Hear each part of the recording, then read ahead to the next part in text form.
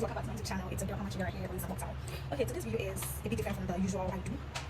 It's more of like me sharing my testimony, or would I say an encounter I had with God way back. Okay, so before I start, I was having a conversation with a guy. What led the conversation is where he was going through the internet, and then he saw a video of a woman being scammed by a pastor, and it made him, I don't know, the conversation, I don't know, like it wasn't meant to lead to where it actually got to, but it led to like him saying that and that's why he doesn't even believe God. He doesn't believe in God. And I was like, what would he say? He doesn't think God exists. I was like, really? So what's that thing that I have seen that is making me say that I believe God exists? And he was ready to fight. He was ready to like defend himself and all.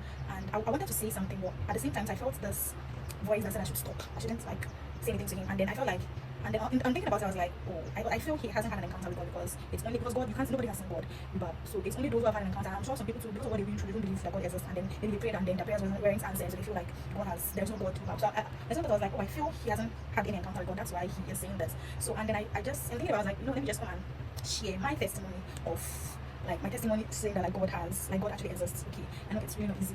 Even we that even know that God exists, sometimes we go through some things and we don't understand. Sometimes we also want to give up, but it takes grace to actually keep your faith strong. Okay, so my story was when I was like, I think 12-13 years in Nigeria. We had this camp, and my friends were all going for the camp. Like there's this camp, it's scripture union fellowship, something like that. So everything was on the camp, and everybody was going for that camp.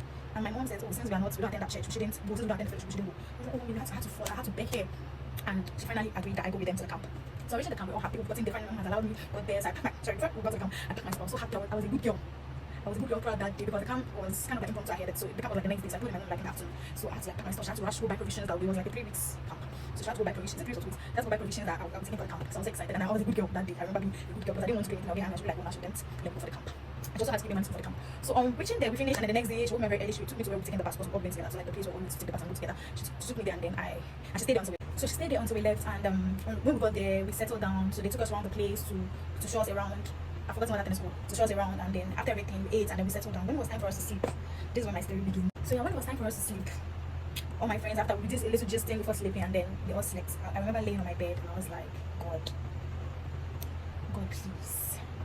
I had this problem with bedwetting as at age 12, but it wasn't something consistent. I knew that it's not normal. Okay, like sometimes for like 2 weeks, 3 weeks, I can go 2 weeks without bedwetting, but it can come anytime. Even when I don't expect it, it can just come. So this time I was so scared that it's going to come. I was going to come, and then I'm there if you bedwet to do me, the one I bedwetted.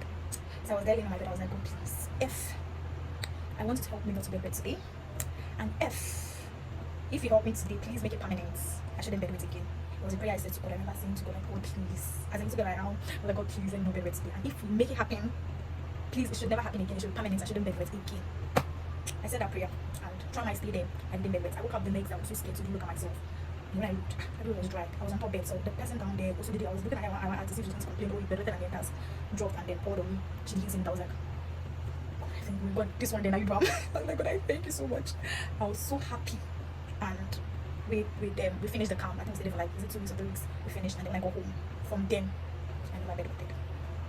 I've had several encounters with God, but I always use this one because it actually happened when I was so innocent, so naive. I didn't know the things I know now. I didn't know anything. I didn't really know like bad stuff like that. I'm not saying I'm a bad girl, but like at least now I know stuff, even if I don't do them. But then I didn't know anything, so I always use that one. And I thought to share those people. If you come across anybody that is always doubting the fact that there is God, if there's God or not, don't condemn them. Don't look down on them. Don't say anything to belittle them because I feel like they've never had an encounter with God. I've had several ones. Those ones are stories random, but this was the one. I don't know. Just that day when he was talking, that was the only encounter that came into my mind, and I was like, okay, let me just share. Okay, so if you come across anybody like that, just know that they've never had an personal encounter with God. That's why they are saying that again. So yeah, treat them with love and then pray for them. Okay, continue to pray for them. One day God, and pray that God Himself convinces them, or God gives them an encounter that will prove that like yes, they're okay. So yeah, that's it. Bye.